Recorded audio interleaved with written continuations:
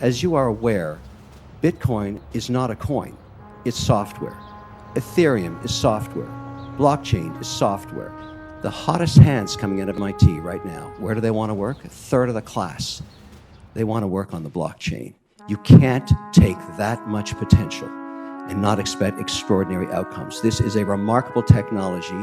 The power of this technology. Kevin O'Leary is Mr. Wonderful.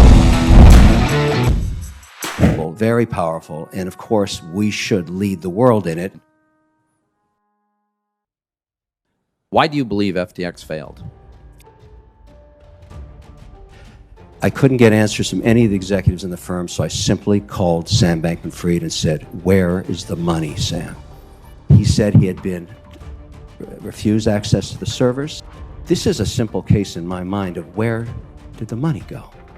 Tell me the use of proceeds of the assets of your company. Where did you spend it? In one phone call, we could solve this problem. Where is the money, Sam? Where did the money go? Where did the money go?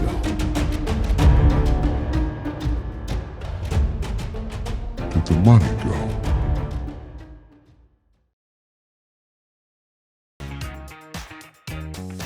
FTX US, the US arm of the world's biggest crypto exchanges, has partnered with Shark Tank investor Kevin O'Leary as an official ambassador. And joining us with more on this partnership is Kevin O'Leary himself. Our next guest is Kevin O'Leary, also known as Mr. Wonderful. Kevin O'Leary joins us this morning. Do you own Bitcoin now? Kevin, what's your position in crypto right now? You do. Have you sold, sold major parts of it? You have a lot of it, or as much? Look, Bitcoin is not a coin, Joe. It's simply software. Ethereum is software. If you own, HBAR software. If you own Microsoft, if you own Google, why don't you own Bitcoin? It's all software. Well, Bitcoin is not a coin. It's actually software. The blockchain is software. Ethereum is software. HBAR is software. Polygon is software. The best way to look at it, and I've said this several times, Bitcoin is not a coin, it's software. Ethereum is not a blockchain, it's software. It's all software. I have millions of dollars. 20% of my portfolio is now in cryptocurrencies and blockchain. Ask any engineering cohort. You're going to find a third of the engineers go onto the chain. I want crypto. I want to have an allocation of around 7%. I don't want it to be just in Bitcoin. That's not diversified enough.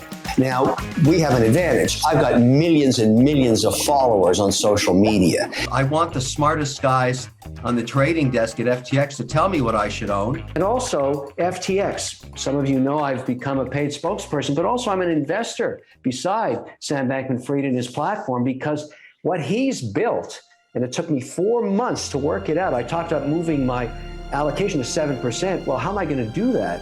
I need investment grade compliance, and that's what FTX has. Why not position myself now? I'm not going to get it right. It's volatile as hell. And some of the stuff I've invested is going to zero, but not all of it. Kevin, you're one of the smartest contrarians I know. Bitcoin down below 20,000. Sam Bankman-Fried saving like JP Morgan of the 21st century and saving Voyager and potentially Celsius, rumor has it. The time to be putting capital to work is when there's blood rushing through the streets. It's a cleansing. FTX is putting capital to work. Big advocate for Sam because he has 2 parents that are compliance lawyers. If there's ever a place I could be that I'm not going to get in trouble, it's going to be at FTX. Sam Bankman-Fried, the company's founder and CEO, is desperately trying to find a lifeline for his collapsing exchange. He blames himself for the crash, admitting he effed up and should have done better in a tweet yesterday.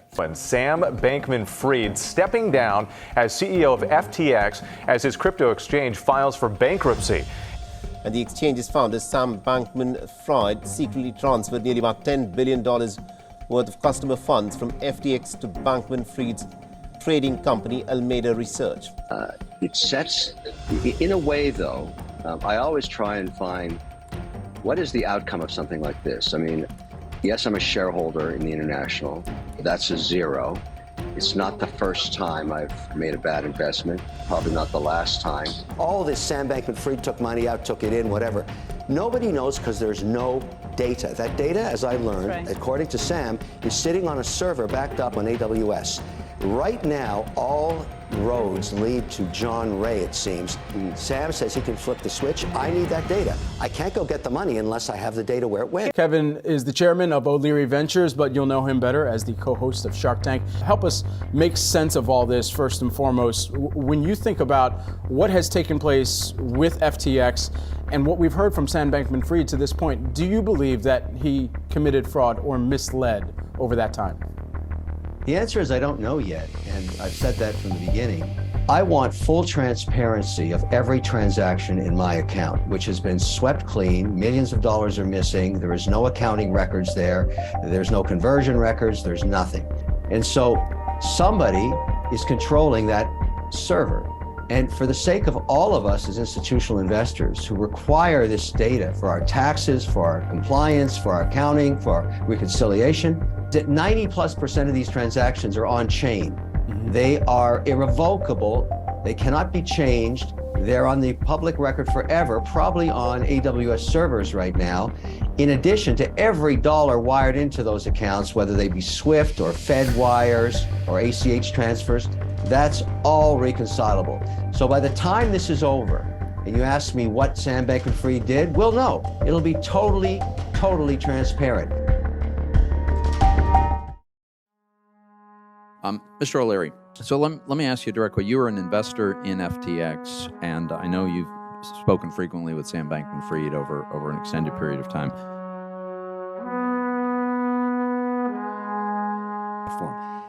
CZ was not cooperative with any of those regulators. He was shut out of those markets, and he realized the prize was to get regulated for institutional capital.